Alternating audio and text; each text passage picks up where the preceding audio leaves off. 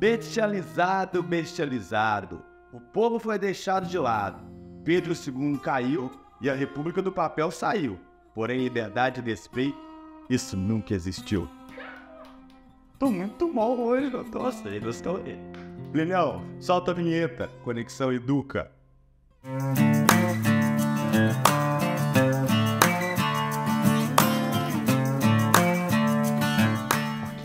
Ok, vou me acalmar. Mas eu tô satisfeito. Hoje é dia de estreia, hein? Playlist do 5º ano. Vídeos mais curtos, vídeos rápidos, com uma linguagem mais acessível para você, aluno Fundamental 1, que tá querendo aí estudar para sua prova. Hoje a gente fala de Proclamação da República. Importante você saber de uma coisa. Você que tá aí até o 5º ano, é importantíssimo que você peça autorização dos seus pais para poder assinar o canal aqui e acompanhar as nossas postagens, hein? Então, fica ligado e bora pro vídeo. Hoje a gente vai falar de Proclamação da República e primeiro a gente precisa definir o que é a República. Pelo menos em teoria, e grave essa ideia, em teoria, a República traria as transformações necessárias de igualdade e de oportunidade para todos os brasileiros. República, na sua definição, significa isso. É uma coisa do povo. É aquilo que vem para o povo. É aquilo que é feito pelo povo. Então, o Brasil, no final do século XIX, passava por essas intensas transformações políticas, econômicas, religiosas e principalmente social. Quer ver um exemplo? Dentro da ideia política, a gente vai ter um império que cai e o sistema republicano de governo que entra em vigor. Dentro da ideia econômica, o Brasil já tinha há tempos abandonado a visão da cana-de-açúcar e estava aí abraçando e transformando o café na verdadeira majestade da economia. Algumas transformações religiosas, onde a Igreja Católica começava a perder a hegemonia, uma vez que o Pedrão estava liberando a atuação até mesmo da maçonaria e interferindo em alguns assuntos religiosos e sociais. A gente está falando do ano de 1889. Um ano antes, 3 de maio de 88, havia sido abolida a escravidão no Brasil. Mas será que realmente, após o fim da escravidão, a noção de sociedade, principalmente de república, vai se aplicar para quem era ex-escravizado, para quem era negro, para quem estava à margem da sociedade do Brasil? Isso aí é coisa para se pensar. E falando de Proclamação da República, antes de efetivamente chegar lá no 15 de novembro de 1889, a gente precisa fazer o antecedente de o que estava acontecendo na política brasileira naquele contexto. A gente vai partir da seguinte ideia, do que foi conhecido como as questões do Império. São 3 principais. Uma militar, outra dos Barões do Café e a outra da própria Igreja Católica. Todos esses setores da sociedade vão se mostrar contrários à manutenção do Império. Uma vez que, lá no ano de 1864, o general paraguaio Solano Lopes resolveu encontrar uma saída para o mar Atlântico que pudesse melhorar a sua comunicação junto aos ingleses. Só que para fazer isso, o Paraguai precisava ser banhado pelo mar. E, consequentemente, olha lá no mapa para você ver, o Paraguai não é. A partir daí, o general ordenou que as tropas, e existia até uma ideia de que o Paraguai tinha um exército mega equipado, um exército muito bem treinado, que em alguns contextos, a gente não vai explorar isso aqui a fundo, poderia até se fazer uma verdade. Mas o Paraguai invadiu o território brasileiro, argentino e uruguai de uma vez só. Consequentemente, Brasil, Argentina e Uruguai se uniram, formando a chamada Tríplice Aliança. A Tríplice Aliança contou com o apoio dos chamados Voluntários da Pátria. Voluntários eu coloco em aspas, porque era feito esse grupo por escravizados. E o escravizado, ele vai se voluntariar para lutar na guerra? Não vai. Então esse termo voluntário, ele pode ser questionado sim. Só que a junção do Brasil, do Uruguai e da Argentina, utilizando os voluntários da pátria, foi exitosa. a Tríplice Aliança arrasou o Paraguai, mas arrasou mesmo. Em breve a gente vai fazer um vídeo só sobre Guerra do Paraguai, para vocês terem uma noção da dimensão desse conflito. Até então, na América, não tinha tido nenhum conflito parecido. Foi um conflito bélico que foi disputado no Chaco, no Paraguai. Foi um conflito bélico sangrento. Foi um conflito bélico sem as condições. Lógico que numa guerra você não vai ter condições ideais, mas os soldados foram colocados em condições insalubres. E muitos morreram até mesmo longe de conflitos. Mas a Tríplice Aliança conseguiu o seu objetivo, que era vencer o Paraguai. Quando o exército volta, o exército exige 3 coisas do Pedro II. O exército exige a libertação dos voluntários da pátria, a alforria desses voluntários que lutaram bravamente com eles na Guerra do Paraguai, exigiram maior participação política porque entraram em contato com outros militares que tinham participação política nos seus países e exigiram chocolate. Chocolate não, é porque eles queriam prestígio. Mas isso refere-se a essa ideia. O exército volta e exige do Dom Pedro situações que estavam prometidas de certa forma, mas que não foram cumpridas. Eles queriam reconhecimento, prestígio por ter vencido a guerra, eles queriam participação política e eles queriam a libertação dos voluntários da pátria. Isso não rolou. Então, o exército ficou contra o Império. No contexto dos barões, os barões do café, qual é a mão de obra dos barões do café até o ano de 1888? A mão de obra escrava. O que tinha acontecido no 13 de maio de 1888? A abolição da escravidão. Então, já era uma ideia do Pedro II, desde muito tempo, de acabar com a escravidão, quando ele mesmo reconhecia que a escravidão atrapalhava os negócios do Brasil. Mas ele nunca tinha feito nada de efetivo para isso. Mas enfim, quando o 13 de maio acontece, a promessa que ele havia feito para os barões de alforriar os escravos, pagando as indenizações devidas a esses proprietários, também não aconteceu. Por isso, devido a esse não pagamento de uma indenização prometida pela libertação dos escravizados, os barões do café se voltaram contra Pedro II, se voltaram contra o Império. E por fim, a igreja. A igreja já estava ali insatisfeita com a interferência do Pedro II nos assuntos eclesiásticos. A alta cúpula da igreja estava sendo praticamente nomeada pelo Pedro II, e isso estava começando a atrapalhar. Então esses 3 itens, as chamadas questões do Império, colocaram por esses motivos o exército, os barões e a igreja contra o Império. Aí você deve estar pensando, está faltando um elemento principal aí. Que é quem? Que é quem? Que é quem? Povo. O povo. Onde estava?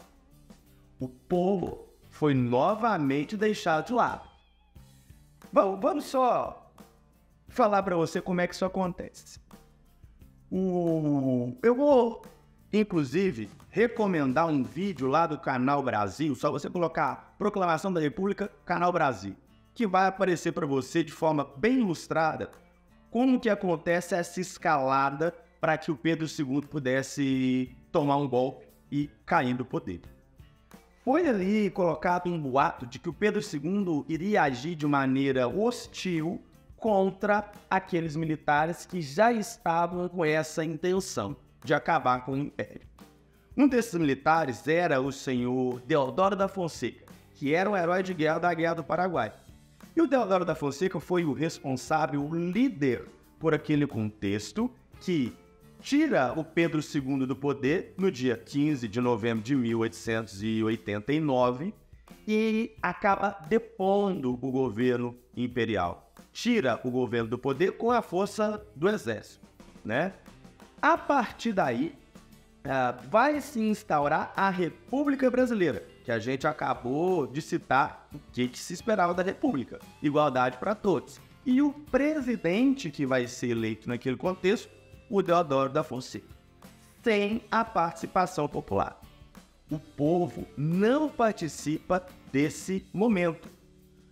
Lógico, existiam alguns intelectuais, existiam pessoas que sabiam o que significava a república, mas a massa popular, ela foi nula, ela ficou de fora. Inclusive tem um jornalista da época, o Aristides Lobo, que disse aquela frase aquela palavra com que eu abri o vídeo.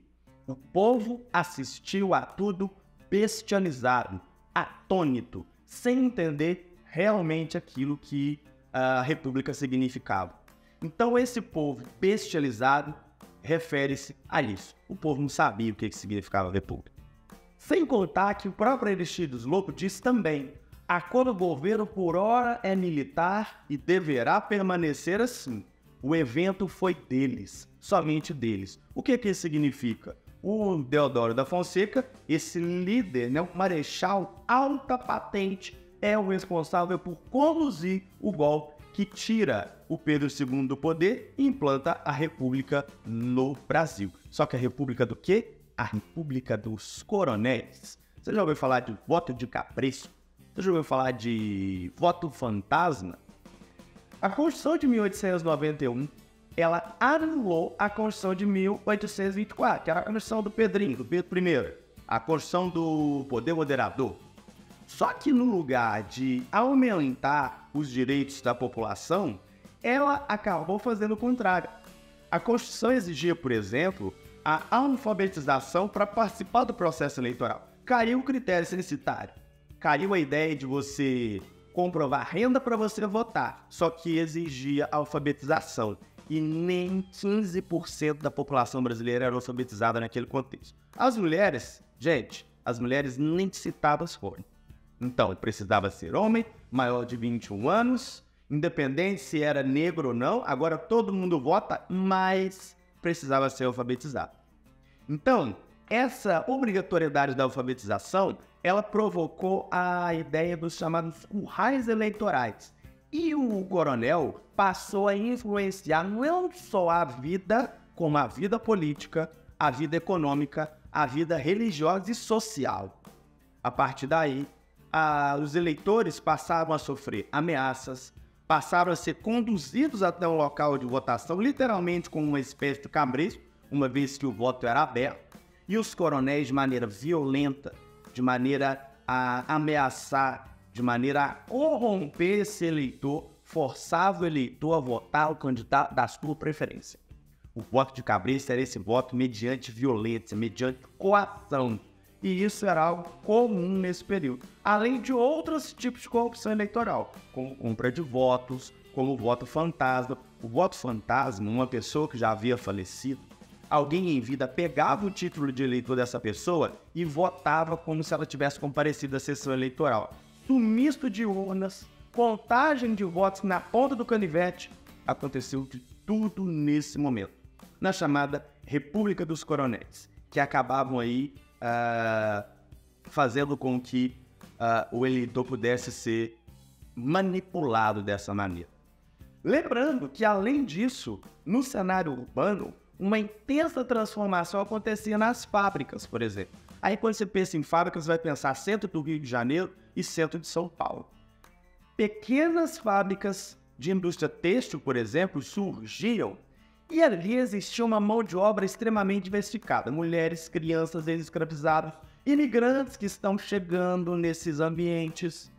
E a partir daí, essa manifestação social, ela vai ganhar força porque esses operários, essas operárias, eles não tinham as leis trabalhistas a seu favor. Aliás, não existiam leis trabalhistas. Então eram salários inadequados, carga de trabalho excessiva, ambientes insalubres sem higiene, sem ventilação, sem iluminação adequada. O funcionário era um número. Então, mediante a essas péssimas, precárias condições de trabalho, eles vão passar a se revoltar, a fazer greve, a buscar manifestação com o intuito de organizar a transformação desse meio urbano que estava em intensas mudanças e conseguir fazer com que as leis trabalhistas pudessem chegar. Mas só que essas leis vão chegar só lá em 34, né? Na passagem do presidente Getúlio Vargas, e a gente vai falar desse assunto aqui também, na playlist do 5º do quarto e quinto ano, beleza? E por fim, a gente tem o processo de rebeliões, porque o povo estava começando a entender que a República não estava sendo capaz de cumprir a sua principal promessa, que era justamente cuidar do povo. Por isso surgem as chamadas rebeliões sociais. A gente tem dois tipos, as rebeliões rurais e as rebeliões urbanas. E aí você pensa, qual área do país estava esquecida, desvalida de atenção do governo? O Nordeste. E é nesse cenário de fome, seca, miséria, de necessidade, que vão surgir líderes como uma espécie de Messias, como uma espécie de Salvador.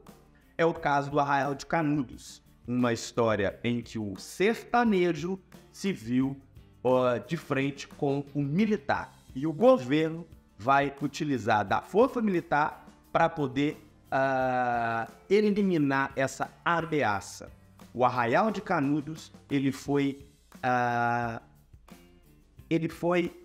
Me ajuda, produção? Coloca uma palavra aqui embaixo que eu esqueci. Ele foi dizimado por essa força do governo. Além do Arraial de Canudos, o cangaço, que é um movimento em que bandos armados utilizavam de verdadeiras ideias de banditismo social para poder promover saques, furtos, sequestros, ameaças e se voltar contra os poderosos.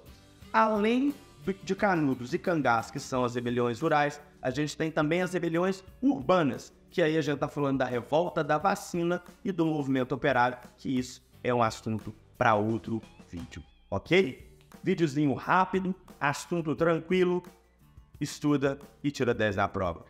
Beleza? Abraços!